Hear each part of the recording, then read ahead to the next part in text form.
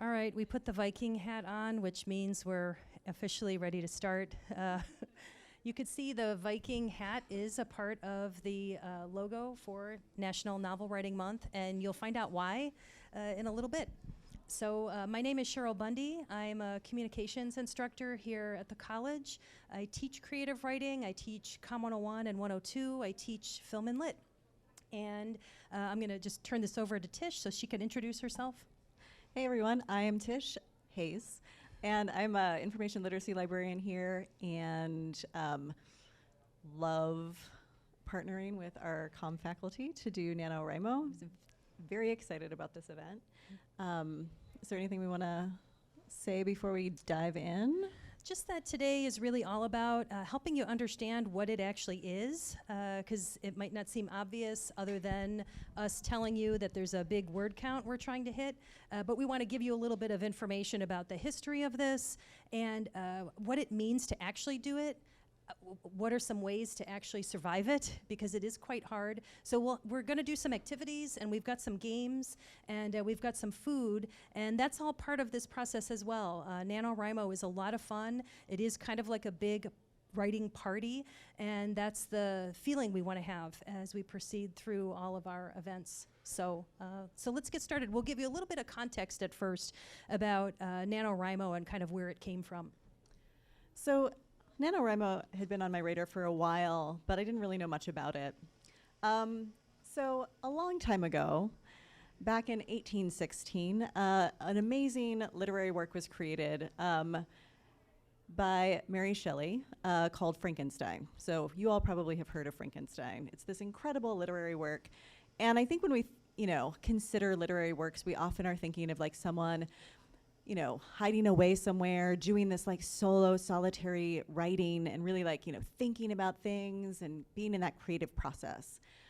So when I found out that Frankenstein actually began as kind of a game among four friends back in the day. So Byron, Shelley, both Mary Shelley and her husband Percy Shelley, and Lord Byron's doctor were hanging out. It was rainy, they were on vacation, there was nothing to do. So they started telling each other ghost stories.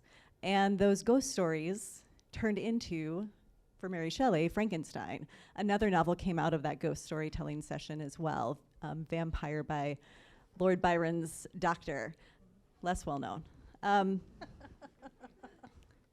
But that's so cool to me, that like this amazing literary work was started by some friends telling stories to each other. And so NaNoWriMo kind of captures the same feeling. So back in 1999, Chris Batty, who is one of the founders of NaNoWriMo, was hanging out, kind of needed some kind of creative outlet, and so got 20 of his friends together to come to like hang out and write a novel over the course of a month. So they got together, they gave each other support. So throughout the entire month, all of them sat down and wrote novels. And although no great literary works came out of this particular event, what did come out of it was an incredible movement. Chris Batty realized if he and his friends could get together and write novels over the course of a month, then anyone could do it. And so from that point on, they started, putting the word out. And the next year, they got more people to participate. I think it was in the hundreds. And then the year after that, it came to thousands. So if we fast forward to now, they've been doing this for about 20 years. And really, we have participation in NaNoWriMo from all around the world. NaNoWriMo is an official nonprofit organization too. Like there's something more formal about that structure. And over 400,000 participants in just 1 year. And out of that process, actually, there have been about 495 like legitimately published novels, not self-published, but published novels. It's kind of a big deal. And a big part of this too is just 100% support. The whole idea of this is trying to provide support to people who are trying to do something that would seem almost impossible to do for most of us when you think about it. Our lives are busy. enough as it is. And then you always have this idea like, oh, it'd be neat if I could write a book. And it seems like an insurmountable object. And so it's this support structure and having that be present that really helps push people to actually get it done. So we wanted to explain a little bit, so what does it mean to actually do NaNoWriMo? And quite simply, you have a goal. It's 50,000 words. That's a lot, and we're gonna get to our stacks of paper in a minute to help you get a visual sense of what that might actually look like. But yeah, basically it's a novel. People don't have to use it for a novel, by the way. There are lots of ways you can use NaNoWriMo to just pursue a writing goal. If you wanted to have a smaller word count, you could. If you wanted to write nonfiction, you could. It's really just plugging yourself into the community that is the important part, right? Because that will help you. Knowing that other people are trying to do writing every day too will help you get your writing done. But traditionally, when we talk about NaNoWriMo, we talk about a 50,000 word novel draft. So it begins on November 1st at 12:01 a.m. And so it's very exciting. And basically throughout the month of November, you are working on your writing every day, or trying to, right? You're trying to plan this out and get it done. You write it in whatever software you would normally use, right? You're not submitting any of your work anywhere. It's just you and your writing. The structure comes into play with number 3. Pretty much every day, you try to log in your word counts. And so that's a kind of phrase we'll use a lot during this process, like log in your word counts. And you do that on NaNoWriMo.org. You'd actually create an account there. And they have a nice visual system, which is basically a little bar graph that charts your progress throughout the month. And it's very motivating, right? It urges you to get going and get your word counts in. So you basically go in and you type a number for the day, and then it'll update your little chart. What we want to do here at the college is have you log in your word counts with us as well, because we'd like to be able to report out that Moraine Valley generated X number of words in November. So we want to try to also get your word counts.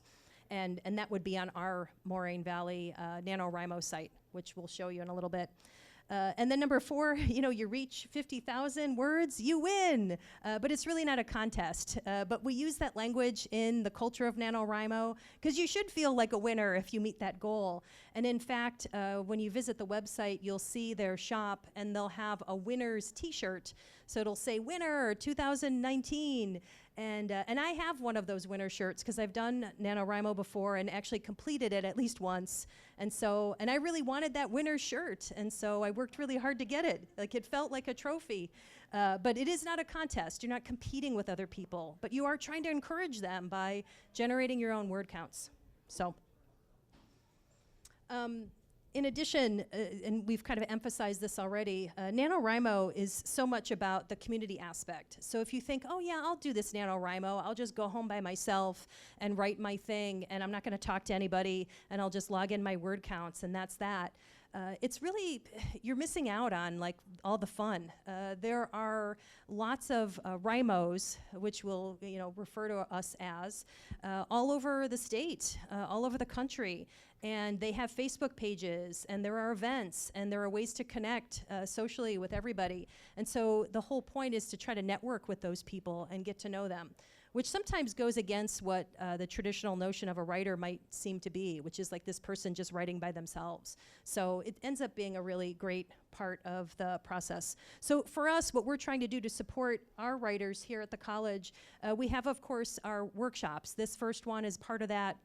We have workshops on plot and setting and using research coming up in the coming weeks, next week and the week after. And then we have a final workshop, which is at the end of the month, which is really just a big push to help people understand how to survive it. What are some tips and so on. We are officially a come right in location for NaNoWriMo, which means that we'll have some signs up here in the library. But throughout the month of November, like if you're on your break, if you're on your lunch, if you're in between classes, you can come right in to the library and work on your writing, work on your word counts. And so we'll have spaces for you to do that. And during November as well, as we really are busy writing, we'll have what are called write-ins, which are writing parties. And so we'll have a few of these during that month of November over in the M building. And we'll have food, we actually have lots of prizes. And mostly what it is a room full of people writing, which seems like not very exciting. But it's fun, and we'll be there to cheerlead and to shout out our word counts as we go. And it'll end up being kind of motivating and maybe a little crazy, but that taps in a little bit to the culture of NaNoWriMo. And then there are lots of ways to actually network through nanowrimo.org, and we'll get into more of that as we continue on and help you understand it. But that's the gist of it. So how do we want to do this? Do you want me to walk around the stacks? Yeah, that seems good. So Cheryl's going to walk around these stacks of paper, and we want you to guess which stack represents the 50,000 words. So what stack of paper will you be producing at the end of the month of November?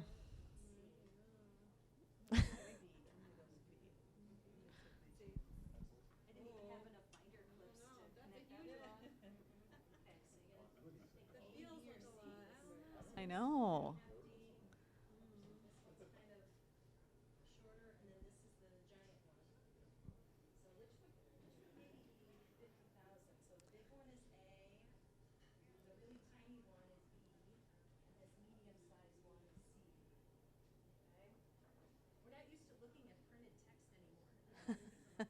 Right.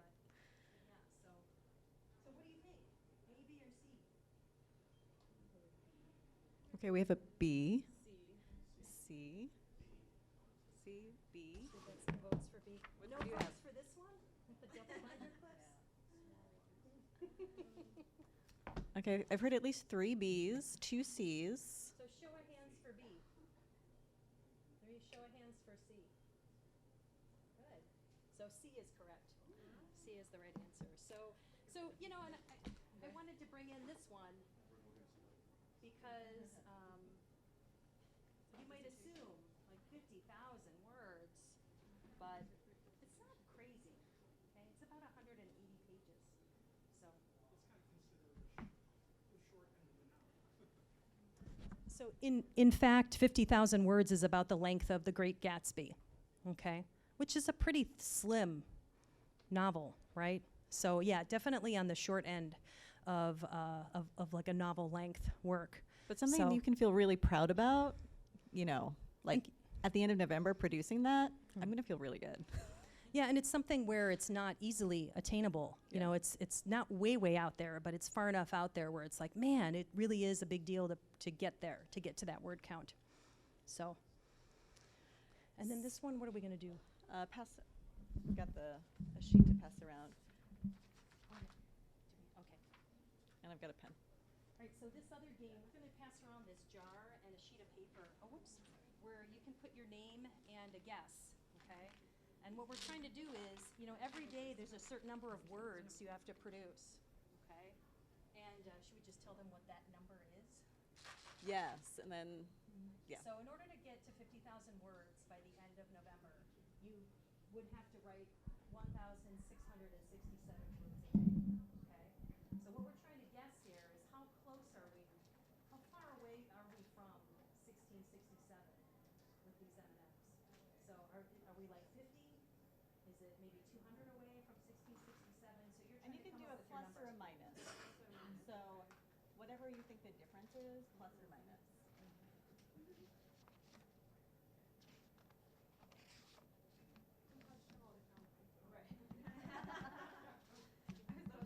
Yeah, that's what's supposed to be.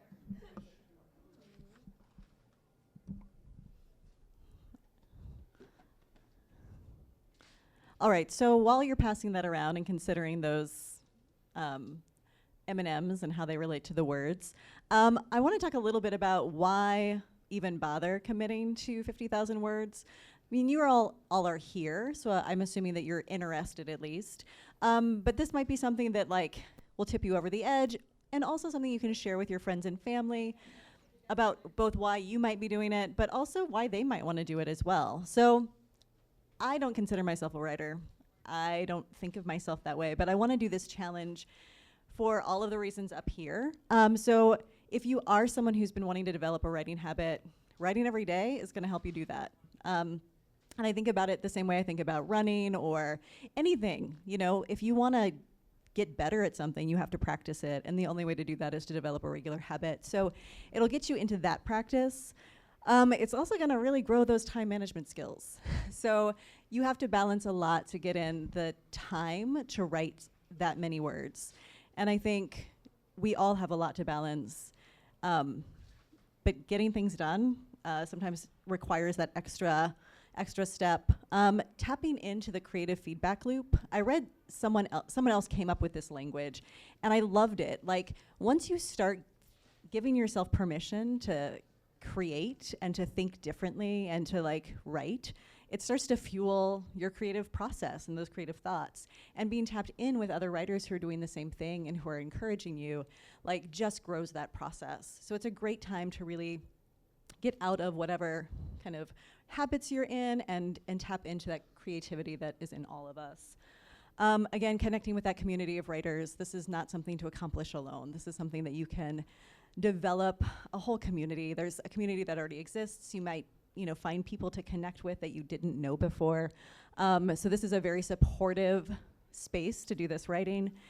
And again, 50,000 words, especially for someone like me who doesn't think of myself as a writer, feels next to impossible. But I know that there is a structure here, I know that there's support here, and I know that at the end of the month, I'm gonna get it done. And that's amazing. Like, that feeling of accomplishment, I think, is absolutely worth doing this for. So these are some of the reasons that you can, pull in your friends and family. And also, if someone is asking you why you're doing this crazy thing, this might be some of the motivation that you've got. Cool. Okay, so if you're finding that you really are quite interested in doing this and wanting to move forward, there are a lot of things that really you should do. One of the most important is probably the most scary, because if you're talking about writing, I think sometimes we can feel apprehensive about saying things like, I'm a writer. You might not feel like one. And so I think we can be nervous about that. But it's really important with this process that you actually tell people that you're going to do it. And I think that is the scariest part, because when you announce that intention, number one, it's you vocalizing that you have an interest in doing writing. Number two, vocalizing that you want to meet this goal, and what happens if you don't meet the goal, right? But if you don't tell people that you're going to do it, they won't be able to support you. And what becomes really important about surviving a month of trying to get at over 1,600 words a day is you need people to support you, so that if it's time to make dinner and maybe you're the person who does the dinner, maybe that other person is going to do the dinner, right? So that you could do your writing, or they'll know not to bother you when you're trying to actually work on your word count. So there's lots of distractions. And so realistically, if you're going to do it, you have to figure out ways to announce that intention and talk to the people that are the biggest part of your lives that would most likely cause you distractions, right? And November is kind of a difficult month for a lot of people. If you're my age, Thanksgiving is an issue, right? Figuring out how to manage that holiday is complicated. That's a period of time where my kids are home a lot, and it would be very hard for me to meet my word counts. And then if I'm making Thanksgiving dinner, that's another issue. It takes me time to plan it and prepare it and do all that stuff too. So, and that's just for me. Everyone has their own things that are complicated. You might be a big football fan. So like during November on your weekends, where are you going to get your word counts from if you're watching the games, right? So it's like all these little things. So telling people, definitely important, because you've got to start building your support system so that you're ready to go on November 1st. Number two, this is also, I think, helpful. Like, where are you going to do your work? And do you need to set up something at home that's different from where you might normally do stuff? If you're used to using a laptop at the kitchen table, and that's where you might check on your emails or do other quick things for your work or school, maybe this is going to require a more isolated location so that you can get your word count met. So where is that going to be, and who's going to be allowed into that space, and so on. Or it might be the case that you need to go somewhere. Like you might come here to our space, but maybe there are other locations that you have to think about. So like what is realistic for you? Another thing that becomes really important here is actually doing a time audit, and Tisha's going to come around with a little activity for us. It's probably nothing unfamiliar here. It's basically a calendar. It's a plan of the week with all the times allotted. And there's time for you right now to just sort of think about your week, what times are going to be off limits for you in November to do writing. Where are we going to find our pockets of time? So we're going to give you a few minutes here to sort of just contemplate this and just start blocking out the hours that you know you're occupied and you won't be able to do writing, and kind of what's left over. Where is that going to come in?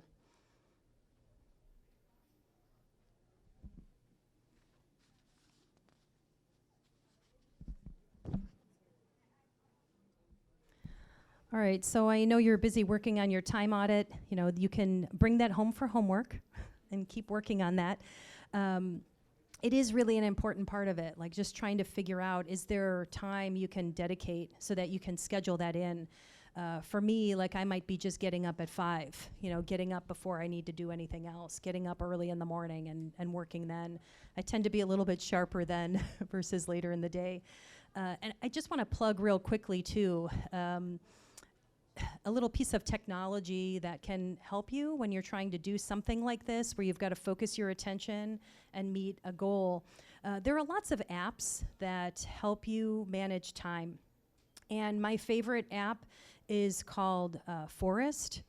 And basically with Forest, you plant a tree and you pick a time for your tree to grow. And it might be 90 minutes, it might be 60 minutes, it might be 25. And what happens is that the timer begins, and then you've got to get going and work on your stuff. And if you get distracted and touch your phone in any way, your tree dies.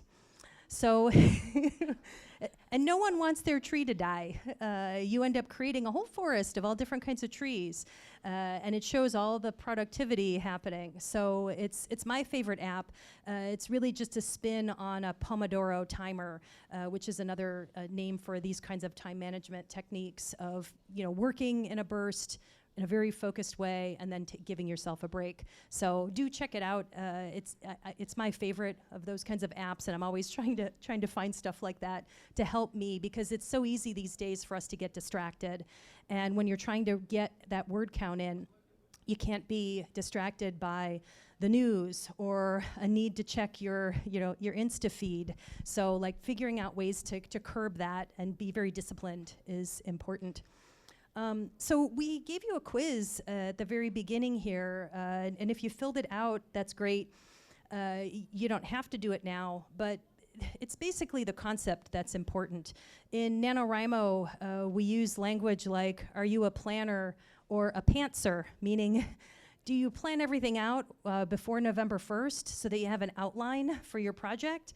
Or are you going to just fly by the seat of your pants and come November 1st, sit down and see what happens? I think I'm kind of in the middle there. When I completed NaNoWriMo a couple years ago, I did some reading in preparation for this thing I was working on, for this novel draft, and I did some kind of sketchy planning, and mostly I just sort of let my characters do what they were going to do, and I was okay with that. You might not be okay with that. You might like to really know where you're going with this thing.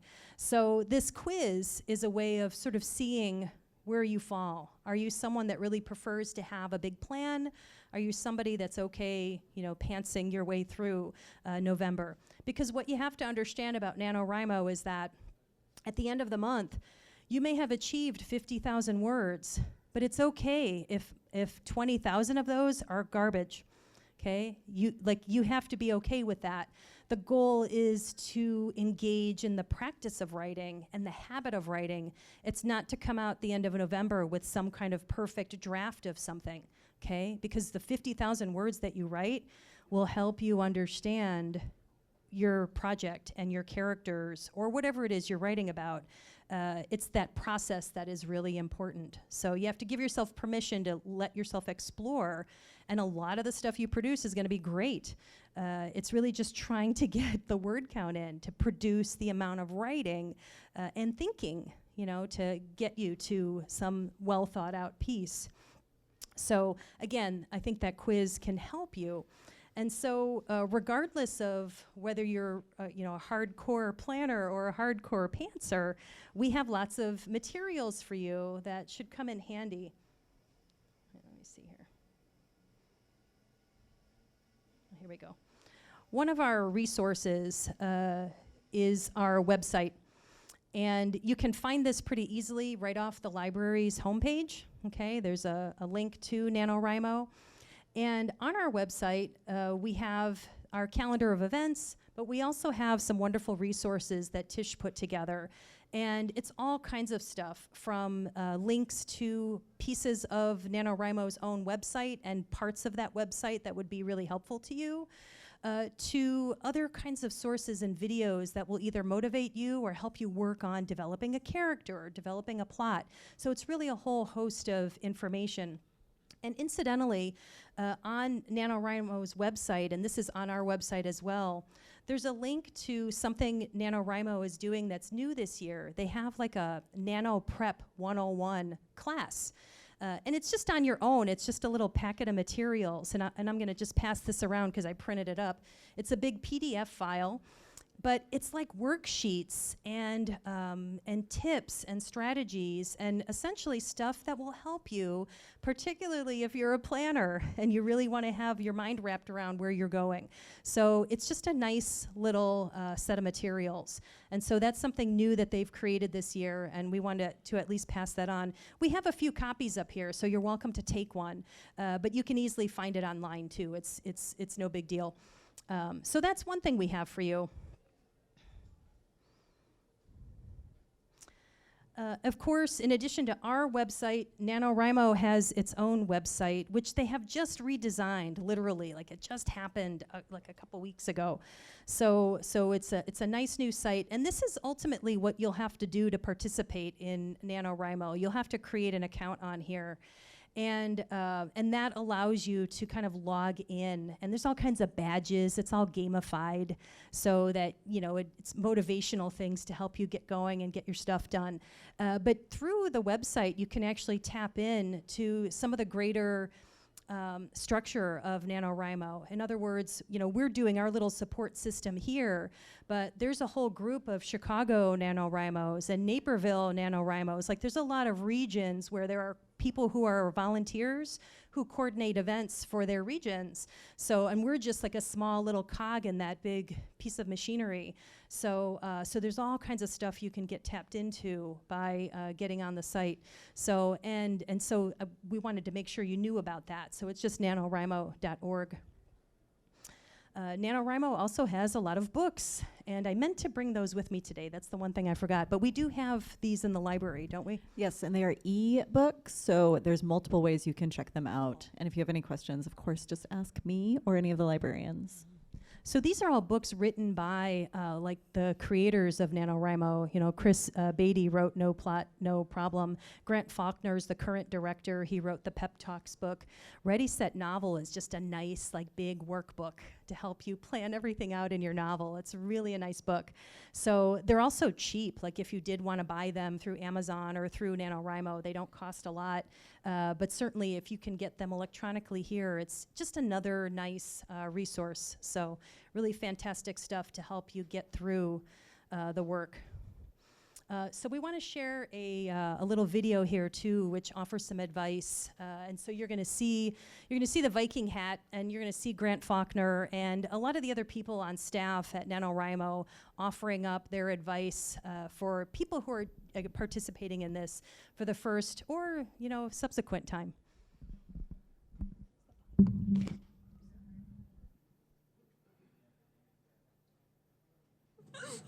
Okay, let's start over. Okay, what's your name? My name is Rebecca.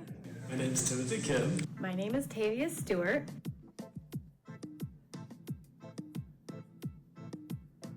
I've been doing NaNoWriMo since 2002. In 2009. In high school. I first did NaNoWriMo in 1999, which was 178 years ago.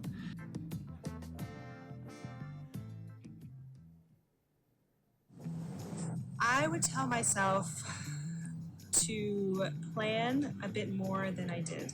Don't just write your novel in a Word doc. Go to the site every day, if not multiple times a day, to update your word count. I didn't reach 50,000 words that year, and I would have if I just would have updated my word count. To not watch an episode of Buffy the Vampire Slayer with breakfast, and to just start writing instead. Find somebody to hold me accountable. Go with the flow of writing and to not get super bogged down in not knowing what was next. Coming up with excuses for not writing your novel, while a great way to flex my imagination, is not a great way to actually finish a novel. Also, I didn't know the power of wearing a Viking helmet or any headgear while writing. Trust the process, especially around week 2 when that whole draft starts to seem like a giant pile of crap that makes no sense whatsoever. Can't tell Chris Beatty I said this, but no plot actually is a problem. I know that if you just keep writing, the human imagination has an amazing ability to make something that feels like an impossible mess start to feel reasonably coherent and intentional. I tried to write some esoteric postmodern. When the going gets tough, just keep writing. It'll all make sense in the end. Story about planets who are personified. Sort of. One thing I would tell a much younger first-timer sushi is you finally found a place to be yourself. Welcome home.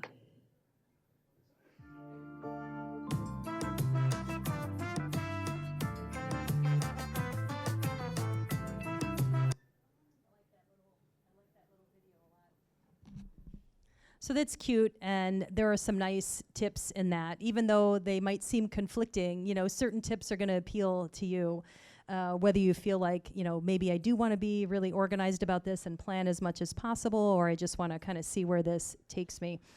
So we do want to talk about why the Viking hat, why the Viking helmet, and the real. Any guesses, actually? Yeah, Brian. It is kind of empowering. I do like wearing this helmet. The real reason when Chris Beatty started doing NaNoWriMo, he needed a way to signal to people that he was writing and that he shouldn't be bothered. And so the helmet is powerful in that way. But again, like if you're going to tell people that you're going to do this and you say, when I'm wearing this hat, leave me alone, right?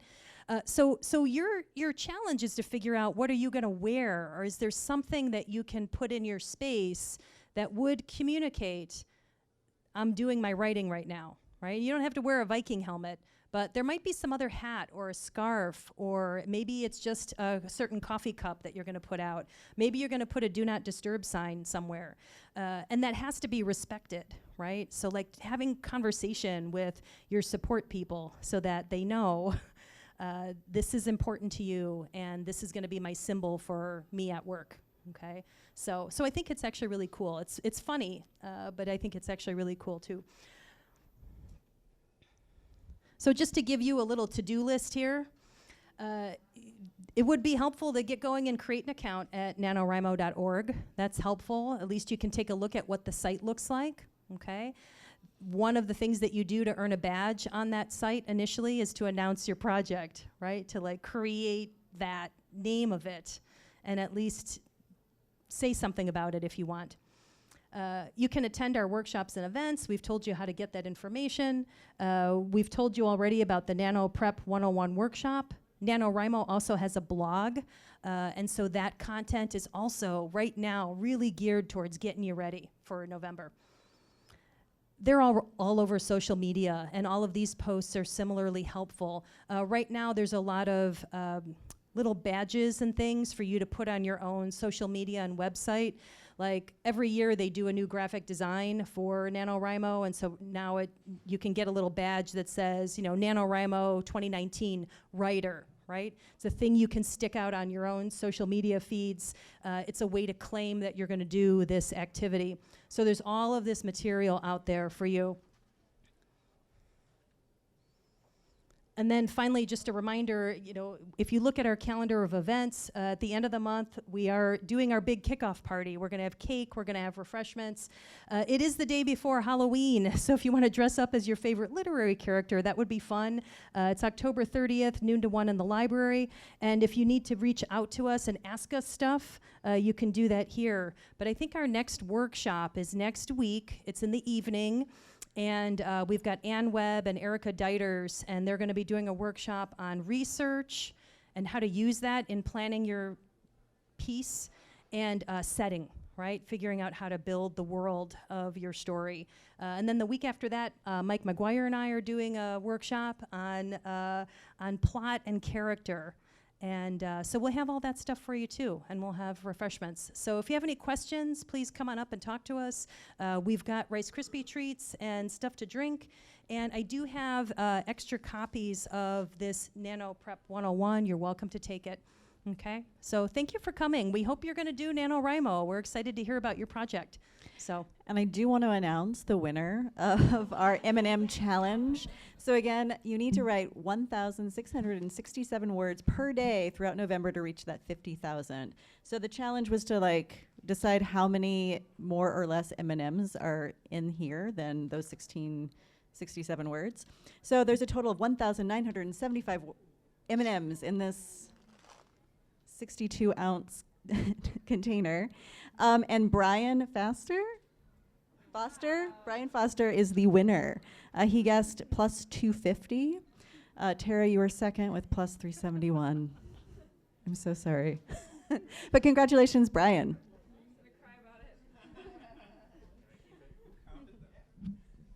I found it online.